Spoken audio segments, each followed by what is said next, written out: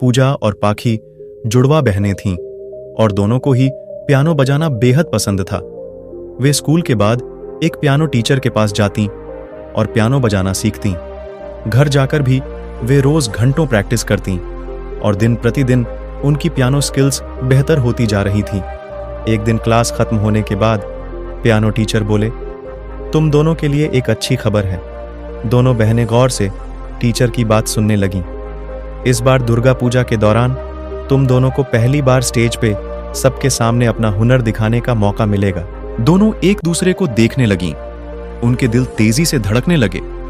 उन्हें डर था कि पता नहीं वे इतने लोगों के सामने परफॉर्म कर पाएंगी या नहीं।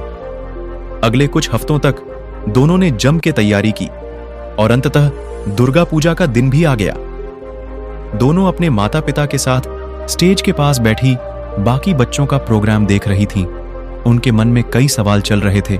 अगर मैंने वहां जाकर गलती कर दी तो, अगर मैं अपनी धुन भूल गई तो सब लोग कितना हंसेंगे, कितनी बदनामी होगी। वे ऐसा सोच ही रही थीं कि तभी एंकर ने अनाउंस किया, और हमारा अगला टैलेंट है पूजा। अपना नाम सुनकर पूजा के पैरों तले जमीन खिसक गई। उसका चेहरा पीला पड़ गया। मम्मी पापा ने उसे स्टेज पे जाने के लिए एनकरेज किया, पर वो कुर्सी से ही चिपकी रही। अंत में मम्मी ने एंकर को आवाज दी, माफ कीजिएगा, पूजा की तबीयत ठीक नहीं है।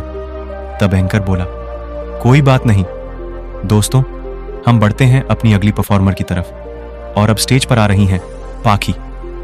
एंकर ने बड़े अंदाज से पाखी का नाम पुकारा। पाखी की हालत भी अपनी बहन पूजा की तरह थी। कुछ क्षणों के लिए वो भी कुर्सी से चिपकी रही। मम्मी पापा ने उसका भी उत्साह बढ़ाया और डर का सामना करने को कहा। तब पाखी ने गहरी सांस ली और स्टेज की तरफ जाने लगी। उसके हाथ पांव कांप रहे थे। इतना नर्वस वो इससे पहले कभी नहीं हुई थी। उसने परफॉर्म करना शुरू किया। उससे कई गलतियां हुई। जी में आया कि स्टेज छोड़कर भाग जाए, पर वो टिकी रही और अपनी परफॉर्मेंस पूरी की। पाखी की हिम्मत के लिए लोगों ने तालियों से उसका उत्साहवर्धन किया। इसके बाद फिर दोनों पहले की तरह पियानो सीखने लगी।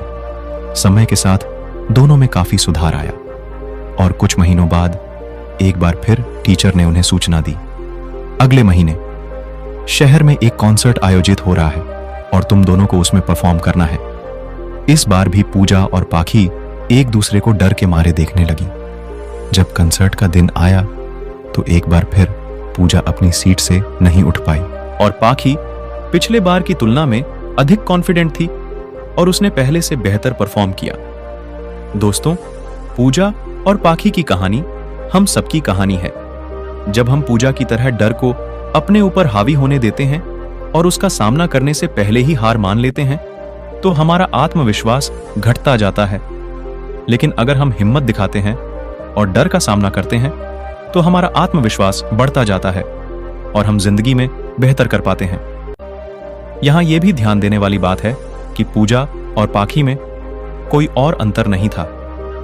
दोनों जुड़वा बहनें थीं, सिखाने वाला टीचर भी वही था। लेकिन बस एक डर की वजह से पूजा कुर्सी पर बैठी थी और पाखी स्टेज पर परफॉर्म कर रही थी। क्या आप भी किसी चीज को लेकर बहुत डरते हैं?